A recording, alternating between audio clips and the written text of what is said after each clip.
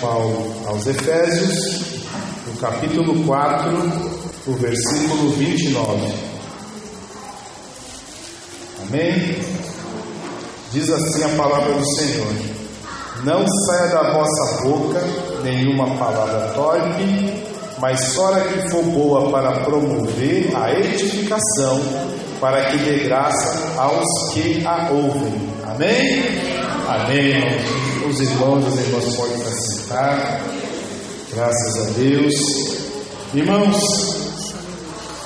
como nós acabamos de ler aqui, o apóstolo Paulo, ele ensinando aos Efésios que a nossa palavra, ela tem que ter um cuidado especial. Ela tem que ser uma palavra para edificação.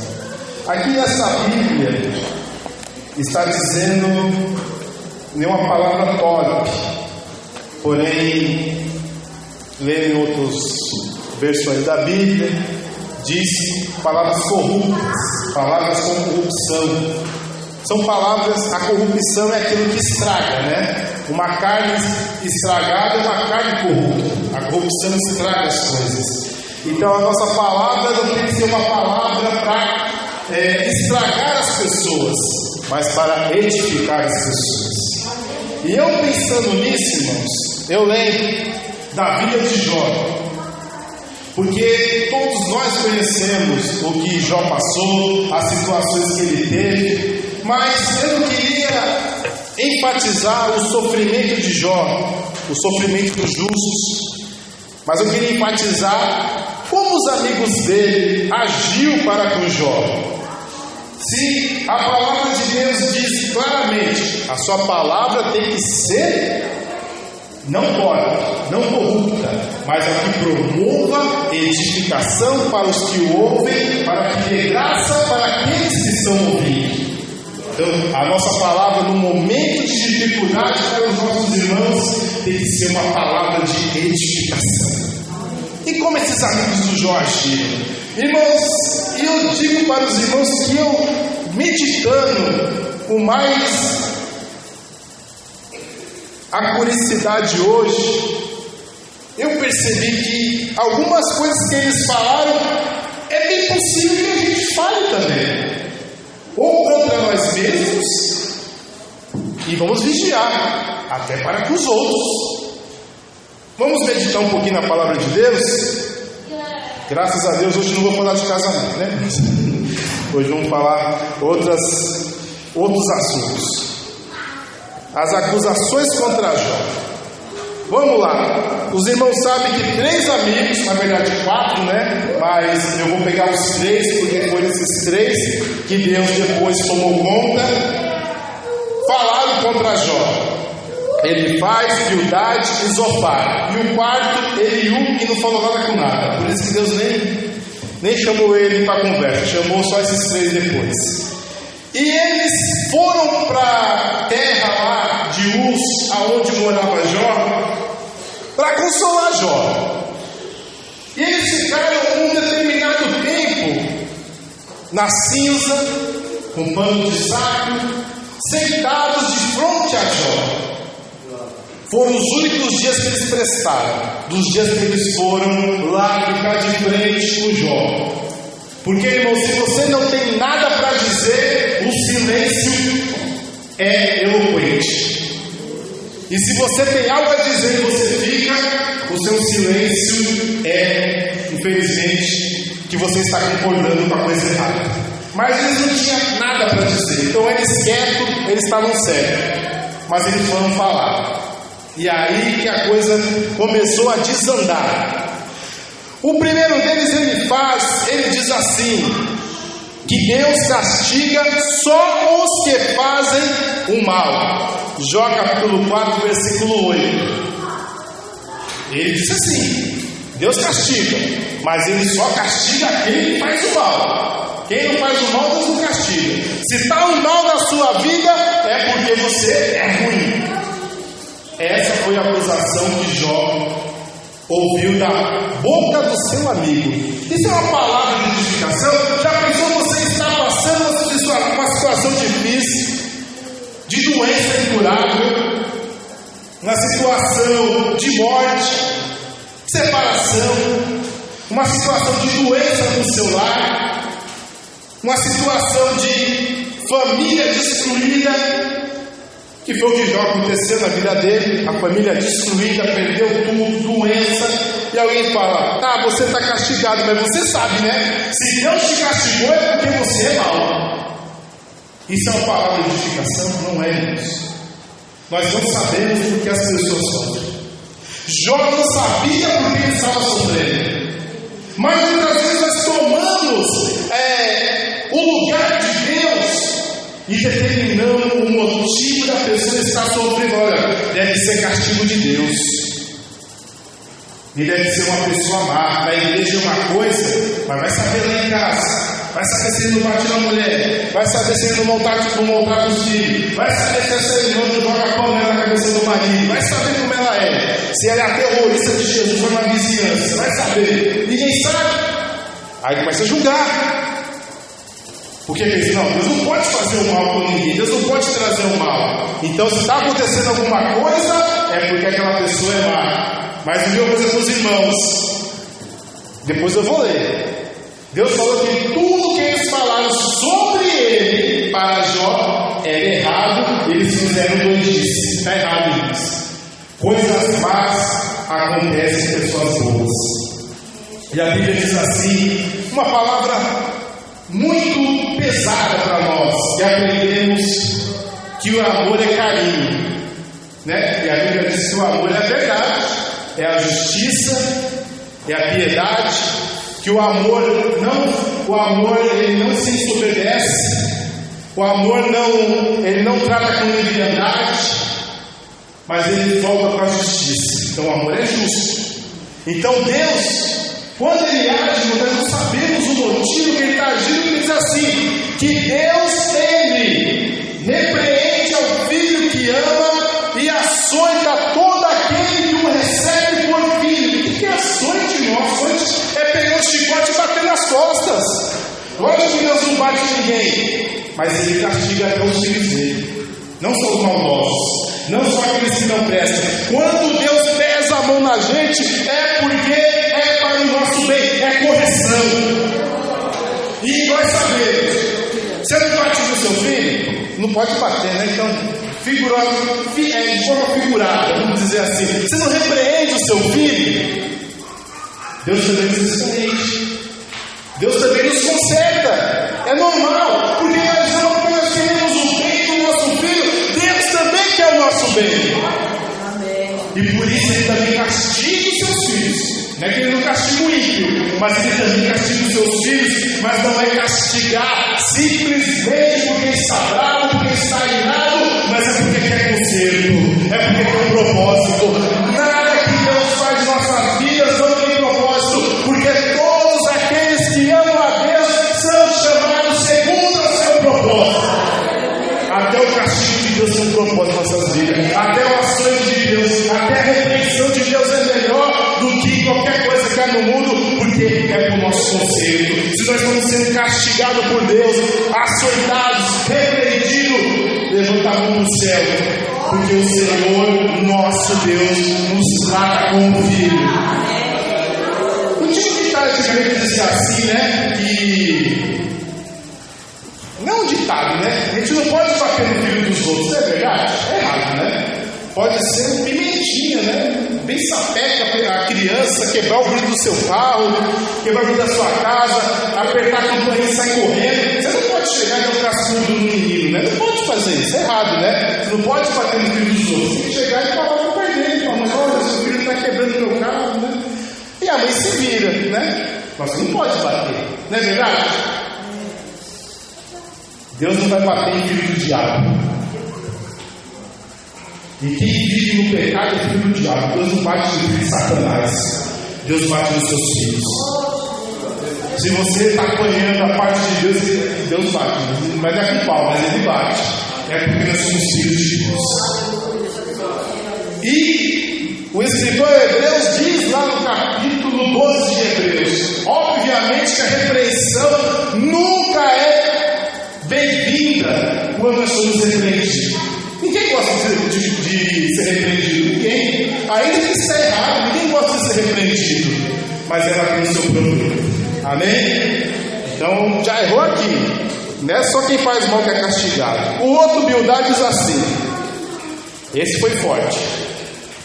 Em Jó capítulo 8, versículo 4, ele diz assim: que os filhos de Jó morreram porque os filhos de Jó eram ímpios.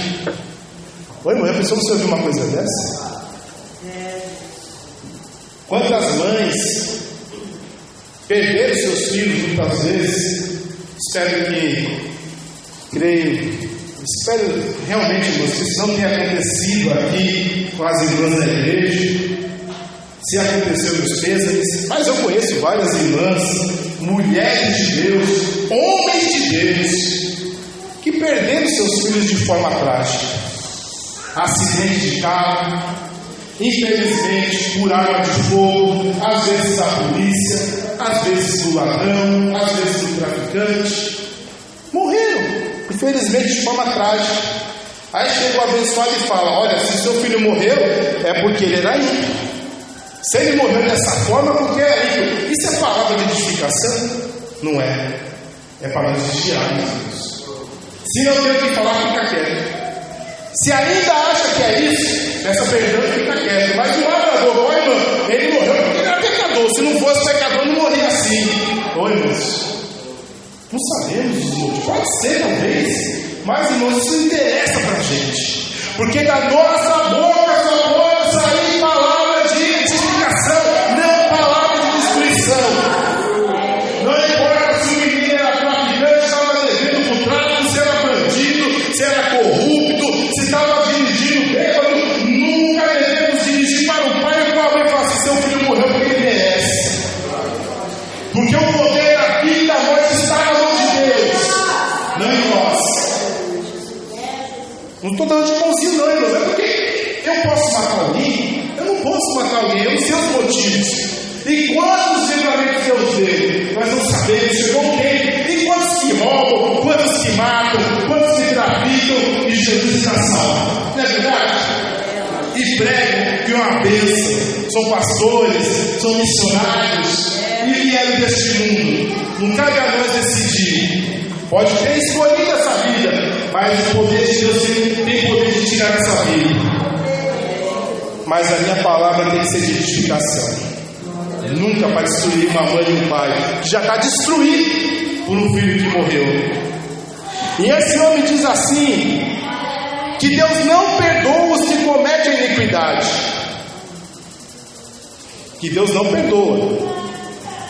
Essa foi a palavra dele. Por isso que eles morreram. Tipo, assim, pecou, não tem perdão, Deus vai castigar. É isso mesmo? Não, porque a Bíblia diz que só tem um pecado que não tem perdão, que é a blasfêmia contra o Espírito Santo. Essa não tem perdão. E a blasfêmia contra o Espírito Santo é atribuir ao diabo uma obra de Deus. É isso. Ah, ele não profetizou, mas acreditei que nós iremos para o inferno. Não é isso. É assim, se Deus fizer um milagre e você atribuir ao diabo, esse é o contexto da palavra. Jesus tinha curado um mudo e falado. Ele faz isso pelo poder de Beelzebul. Aí só olha, contra mim vocês podem até blasfemar, mas quando o Espírito Santo não tem perdão nem aqui nem no porvir. Porque se eu estou expulsando, é pelo poder de Deus. Ou seja, se nós atribuímos uma obra de Deus ao diabo, isso é um pecado de blasfêmia do Espírito Santo. Amém? É o único pecado que não tem perdão. Agora, infelizmente, ou felizmente, graças a Deus, todos os pecados, pelo menos passam pela minha cabeça, que eu fico pensando, mas será que merece pecado? É complicado, né? Um estuprador de criança merece perdão? Não merece, né? Mas se ele se converter de todo o coração, Deus perdoa. Porque eu também não merecia perdão e Jesus me perdoou. Talvez não foi tão grave, né, como o estuprador de uma criança, mas eu também sou pecador e Jesus me perdoou. Não é verdade? Faz que ele vá preso, né, pelo menos, né? Pagar a sua pena e lá na cadeia sirva Jesus. Mas Jesus perdoa, Jesus é muito bom. Nós somos maus, né? Mas Deus é inerentemente bom. Então ele falou que não, Deus me perdoa, né? Mas Se formos bons, ainda que pecamos, Ele perdoa. Se você é ímpio, Ele não perdoa. O Zophar falou assim: Deus é puro. Jó, capítulo 11, versículo 4. Deus é puro e ninguém pode ser contra. Ninguém pode ser contra a Ele. Ou seja, Deus é tão puro, que não há a menor possibilidade de a gente se questionar o que Deus está fazendo. De tão puro que Ele é. Não, Deus é puro. Então não adianta você se contrapor a Deus, ser contra Deus. Será que isso é verdade? Ah, mas Deus é soberano, Deus é poderoso. Sim, Deus é soberano, Deus é poderoso, é onipotente, onisciente. Mas não é errado questionar a Deus. Mas de onde não tirou isso? Vamos abrir nossas Bíblias no livro do profeta Isaías, no capítulo 1. Livro do profeta Isaías, o capítulo 1. Eu acho que é o versículo 18. Vinde então, e argui-me, e perguntai-me, diz o Senhor: ainda que os vossos pecados sejam como escarlata, eles se tornarão brancos como a neve, e ainda que sejam vermelhos como a carmesim, se tornarão como a branca lã. Vinde e argui-me, perguntai-me, questionai-me. Não é errado questionar a Deus, só que tem um problema. Quando você questionar a Deus, Ele vai responder. Clama a mim e responder-te-ei, e anunciar-te-ei coisas firmes e poderosas que tu não sabes, ou coisas ocultas e poderosas que tu não sabes. Agora, perguntar para Deus o que está acontecendo não é pecado, porque Paulo perguntou para Deus 3 vezes sobre esse fio na carne. E viu a resposta de Deus: a minha graça te basta, porque o meu poder se aperfeiçoa na fraqueza. E que Paulo falou? Então me gloriarei nas fraquezas. E aceitou a resposta de Deus. Ele nem respondeu para ele, para falar a verdade. Falou: a minha graça te basta. Deus não respondeu filosoficamente: não, porque aconteceu isso, aconteceu aquilo, por isso que aconteceu esse espinho na carne. Deus falou: a minha graça te basta. E Paulo aceitou. E não é errado questionar a Deus, mas é errado não aceitar a resposta de Deus. Temos que aceitar a resposta de Deus. A gente pode estar com dúvida, ou porque da enfermidade, ou porque da luta, ou porque do que está acontecendo nas nossas vidas, mas quando Deus responder, aceite a resposta de Deus. Porque quem pode contender contra o povo todo-poderoso? Se você ficar não aceitando a resposta de Deus, é contenda contra o todo-poderoso. E aí ninguém pode. É perda de tempo. Então é isso que o rapaz falou, que Deus é tão puro que ninguém pode ser contra Deus, ninguém pode se levantar contra Deus. Verdade, ninguém pode ser contra Deus, mas Jó não estava contra Deus, Jó estava perguntando para Deus, e não é errado perguntar para Deus.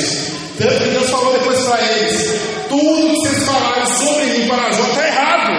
Então não é errado perguntar. E Jó estava perguntando: onde está meu Deus? Onde está meu redentor? Onde está a justiça? Não é errado perguntar. E depois Deus respondeu.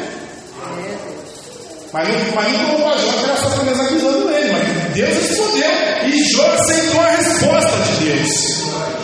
Você pode estar passando, eu posso estar passando, você pode estar passando por momentos muito difíceis, momentos de angústia. E é hora de orar e perguntar para Deus, mas aceite a resposta de Deus. E na maioria das vezes vai ser o que você não queria ouvir. Mas a vontade de Deus, ela é boa, ela é perfeita e ela é agradável. E todas as coisas cooperam para o bem daqueles que se amam a Deus. Pergunta. Mas quando ouvir a resposta de Deus, aceite essa resposta, porque é bênção para a sua vida. E esse rapaz também falou mais para frente, Zophar, que era um rapaz, já era senhor de idade, já era ancião, que se fizer o bem, vem a recompensa e o perdão. Será que é automático? Você faz o bem e vem recompensas boas? Todo mundo pensa assim, né? Quem faz o bem tem recompensa. Irmãos, tem, mas não no seu tempo, não no seu momento, não na sua hora. E muitas vezes fazemos os bens, fazemos a coisa certa, fazemos a coisa boa, e a recompensa não vem, não. Irmão, tem hora que o cristão ele tem que ter a absoluta certeza. O que foi lido hoje aqui, 1 João capítulo 3. Que assim como ele é, quem tem essa esperança, a si mesmo se purifica, assim como ele é puro. Porque como ele é, nós o veremos. Isso quer dizer o seguinte, irmãos. O nosso galardão está no céu. O vosso descanso não é aqui. Jesus disse: não perturbeis os vossos corações, credes em Deus, credes também em mim. Na casa do meu pai há muitas moradas, se não fosse assim, eu vou não teria dito. Jesus disse para a igreja, um livro para a igreja lá da conferência, dizendo assim: que o meu galardão está comigo para dar para aquele ao qual vencer. Está lá nos céus. A recompensa nossa não está totalmente aqui na terra. Ainda que você orou pelos enfermos, ainda que você visitou os necessitados, ainda que você cobriu aqueles que estavam nus, ainda que você deu comida para aqueles que estavam com fome, ainda que você visitou os presos, a sua recompensa está no céu e você está aqui na terra. Tem que ter essa fé, irmãos. Porque não é todo crente que recebeu galardão aqui na terra, não. Foi bom, tiveram uma fé pura, não fingida, fizeram a obra do Senhor, mas se você for ver os seus bens materiais, os bens materiais não acompanharam a sua bondade. Aí você vai falar que a pessoa não é crente? Se não recebeu as bênçãos de Deus aqui na terra, se não recebeu a prosperidade, se não comeu o melhor da terra, é porque fazia aquilo para se amostrar. Não, irmãos. É porque a Bíblia diz assim que a nossa pátria é lá no céu, da onde virá o nosso Senhor e Salvador Jesus Cristo. O nosso desejo é estar com o nosso Deus. Essa terra aqui não é nossa, aqui é a terra das nossas peregrinações. Nós estamos aqui como forasteiros e peregrinos. A vida de Abraão, Isaac e Jacó tem um propósito. Eles eram ricos, mas moravam em tendas. Eles moravam, na época já tinha casa boa. Era casa de pedra, não era casa nem de alvenaria, nem de madeira. Era casa de pedra. Eles faziam casas de pedras. Eles faziam tijolos. Não sei como eles faziam isso. Era pedras. Ninguém sabe como eles faziam algumas pedras. Tem pedras de 20 toneladas que eles colocavam em cima da outra. Não tem como explicar hoje em dia. Mas Deus pediu para os filhos que ele escolheu para que levasse o nome dele para morar em tendas. Isso significa algo para nós. Nós pela fé somos filhos de Abraão. Abraão era rico, mas não desfrutou a sua riqueza aqui na terra. E o Hebreus responde: é porque eles esperavam uma cidade melhor, não feita por mãos humanas, mas pelo verdadeiro arquiteto que é Deus. Uma cidade eterna, não feita por mãos dos homens. Fala, irmão, se você acreditar em recompensa aqui na terra, você vai sofrer muito. Porque nem sempre tem recompensa. E quando Deus abençoa, olha bem, quando Deus abençoa alguém materialmente, porque Deus tem poder, e não é errado Deus abençoar alguém materialmente com os bens da terra, não é errado. Mas o apóstolo Paulo ensina em 1 Coríntios capítulo 9,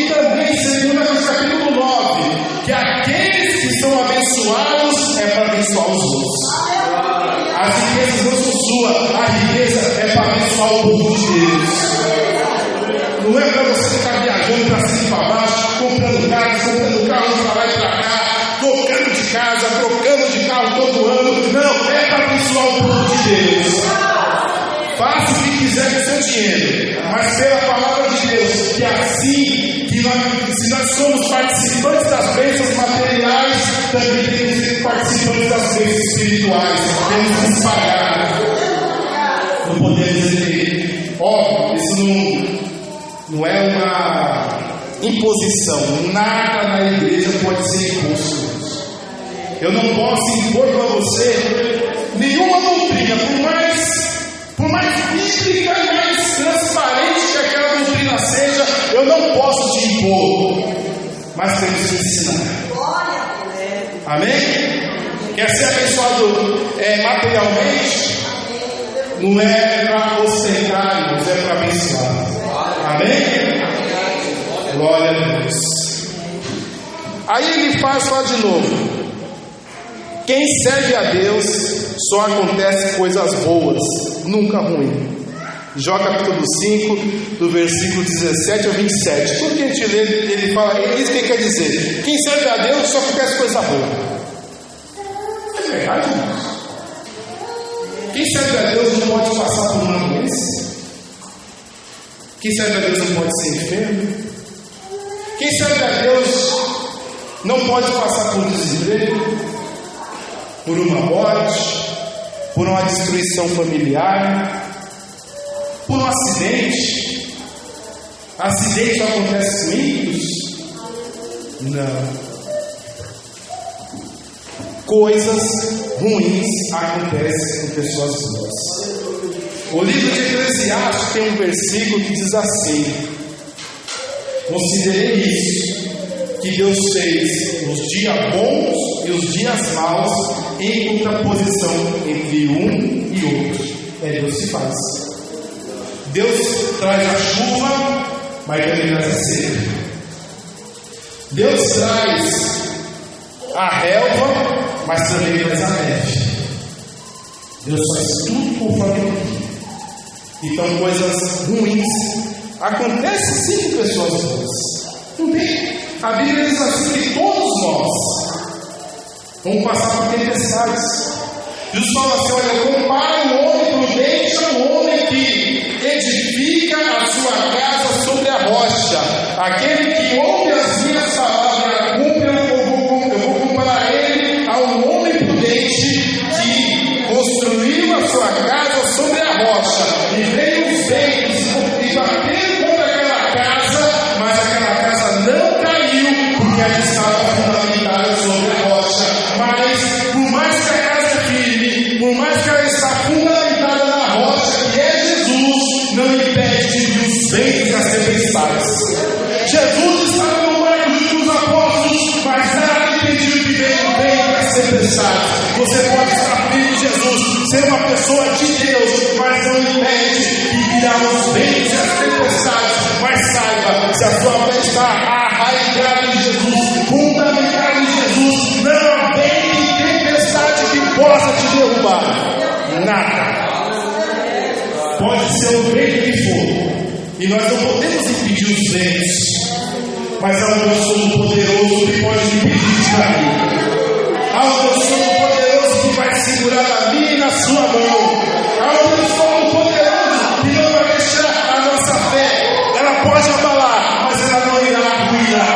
Ela continuará firme. Porque o nosso Deus, Ele é o Deus Todo-Poderoso. E muitas vezes Ele manda o vento para testar a nossa fé. É verdade, Deus manda vento. Mas Ele está com a gente lá no barco. E a nossa casa está fundamentada em Jesus. O fundamento é Jesus. Não tem ninguém que derruba. A casa dos prudentes. Aí o Bildade fala: o mal é permanente só com os ímpios. Jó capítulo 18. Tem muitos irmãos e irmãs, né, que a gente conhece que sempre estão nas provas, né, irmãos? Mas ele está com a gente lá no barco. E a nossa casa está fundamentada em Jesus. O fundamento é Jesus. Aí o Bildade fala: o mal é permanente só com os ímpios. Jó capítulo 18. Tem muitos irmãos e irmãs, né, que a gente conhece que sempre estão nas provas, né, irmãos? sempre estão passando por provas. Se não é financeira, é na parte da doença, cada vez na família, sempre estão com provas. E muitas pessoas são tentadas a dizer que é porque aquela pessoa não é de Deus, porque quem é de Deus é feliz. Lá em São Paulo, aqui em Paulina, não tem essa igreja que dizia que a tal denominação, se você entrasse lá, era lugar de gente feliz.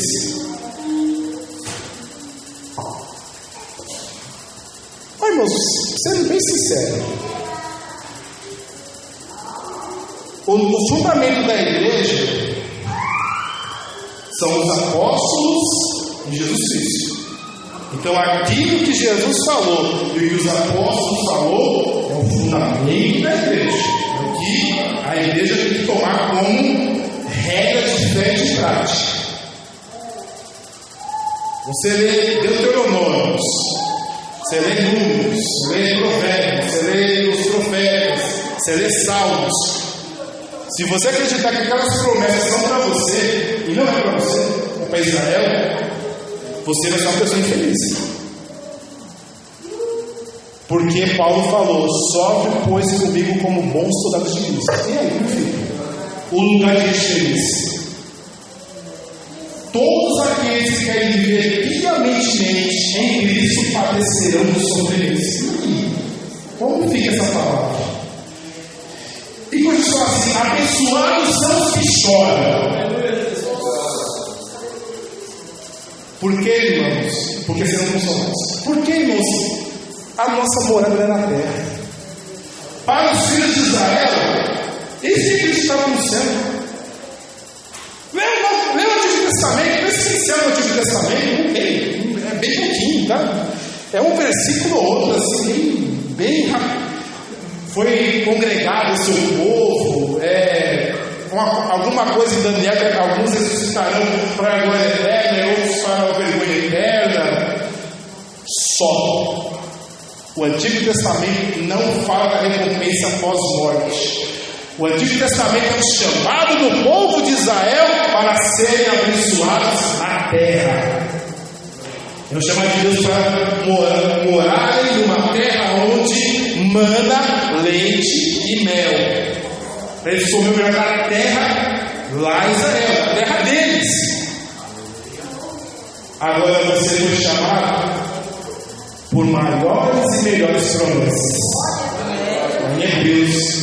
Jesus chegou aqui e falou assim para eles: não ajunteis tesouro na terra, onde a ferrugem e a traça consomem, onde os ladrões minam e cavam, mas ajuntais tesouros do céu, porque lá não entra ladrão e a traça não corrói. Irmãos, para o crente ser um crente de verdade aqui na terra, ele tem que estar ligado no céu. Porque aqui na terra nós vamos passar por sofrimento, sim. E não é porque você é mal, não.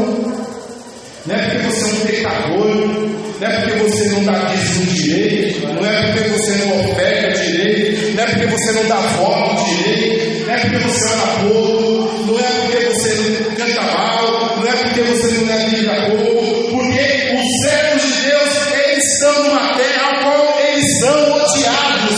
Se eles odiaram Jesus, eles vão nos odiar. Nós somos filhos de Deus. E um filho, segundo a regra da época de Jesus, não é igual hoje. Meu pai foi metalúrgico, eu não fui. Entendeu? Eu não fui. Meu pai foi, eu não fui. Eu nem sei que o pai dele foi. E todos os irmãos dele eram da Marinha do Brasil. Ele também não quis ser. Então, nós estamos nos dias que nós escolhemos o que nós queremos ser. Mas, não muito tempo atrás, o filho é igual ao pai. Se o pai não estivesse naquele lugar, qualquer pessoa tinha que tratar o filho como tratasse o pai. Porque o filho tem que ser igual ao pai. Essa era a regra, não é assim, né? Mas a época é. Nós somos filhos de Deus e de um pai antigamente. Nós somos igual ao nosso Deus. Assim como o mundo tratou Jesus, o mundo vai tratar nós. Vai tratar mal. Não vai tratar bem. Trataram bem Jesus? Quando Jesus começou a abrir a boca, já perseguiram ele. Quiseram matar ele pelo menos umas 4 vezes antes dele realmente colocar ele na cruz do Calvário. Perseguiram, tentaram apedrejar. Fizeram falsas acusações. Tinha que sair de um lugar, sair para o outro, senão ele ia ser preso. Não trataram bem Jesus da terra. Você acha que vai tratar nós? Nós somos filhos de Deus. Então os filhos de Deus vão ser tratados da mesma maneira. Se fizeram isso ao pai de família, quanto mais aos seus domésticos, disse Jesus. Não sou eu. Ô irmãos, eu queria realmente que todos nós fôssemos prósperos. Eu queria, irmão, em nome de Jesus, que você ganhasse 50 mil reais por mês, trabalhando 2 vezes por semana. Eu queria que você não tomasse uma única vitamina, um único remédio. Eu queria que seus filhos estivessem todos aqui ouvindo a palavra de Deus, pregando a palavra, e que toda a sua carne estivesse servindo ao Senhor. Mas nós não temos esse poder. E talvez não temos esse privilégio. Não tem que tomar remédio. Vamos ter que trabalhar 48 horas semanais para ganhar. Deus sabe quanto, mas vai chegar a 50 mil aqui na China. Mas o Senhor vai estar provendo a nossa vida. O Senhor vai cuidar de nós. Porque Ele cuida dos pássaros, Ele cuida dos corvos, Ele cuida, Ele deixa até o milho no campo que hoje está lindo, mas amanhã jogar na fornalha. Vai também vestir a nós também. Mas não tenho garantia, não posso te dar garantias que você vai viver um mar de rosas, que você vai ter uma saúde de ferro e uma conta bancária invejável. Eu não posso garantir isso, porque a palavra de Deus não garante isso. Garante para os israelitas. Aí, meu irmão, se você é homem, vai ter que se circuncidar. Verdade. Vai ter que ir 3 vezes ao ano para Jerusalém, para as festas, e ficar às vezes 40 dias lá em Jerusalém, lá no templo. Má notícia, não existe templo. E vai ter que dar dízimo de tudo. E parte do seu dízimo tem que pegar fogo. E aí, como fica? Não dá para cumprir a lei. A bênção está baseada em você cumprir a lei, os 613 mandamentos, não são os 10, tem 10 para cumprir direito. Você acende fogo no sábado? Eu acho que você acende, né? Você come no sábado, né? Se você for, já descobriu um mandamento da lei, que é o quarto, que é o do sábado. E aí, como fica a sua prosperidade garantida? Aí sobre o dízimo, diz assim, que roubais vós e toda a nação. Aonde? No dízimo não deve. Você não é dízimo, mas se toda a nação não deve, você também não é abençoado. Então assim, a bênção não está debaixo da lei, está debaixo da graça do Senhor Jesus Cristo, na obediência e saber do Senhor, porque está garantido que o Senhor não nos abandonará, não nos rejeitará e cuidará de nós, será o nosso amparo, o nosso refúgio, a nossa torre alta, o leão da tribo de Judá, aquele que venceu e aquele que está lá do alto. Lá do alto do seu coração, porque nós somos o templo do Deus vivo. Mas Deus pode curar de todas as enfermidades. O médico pode te falar, se você está com câncer terminal de uma semana de vida, Jesus pode curar na hora. Você pode estar hoje pobre, você está aqui hoje, está ganhando um salário, está vendendo almoço para comer a janta, e Jesus pode fazer você sentar com os príncipes da terra. Deus tem esse poder. Mas sabe que nada é melhor do que um dia ouvir essa voz: vinde bendito do meu Pai, para o reino que está preparado desde a fundação do mundo, porque eu tive fome, sede, privilégio, estava nu, e você me assistiu em todos os momentos. Amém, meu irmão? Que Deus abençoe os irmãos, em nome de Jesus. Amém.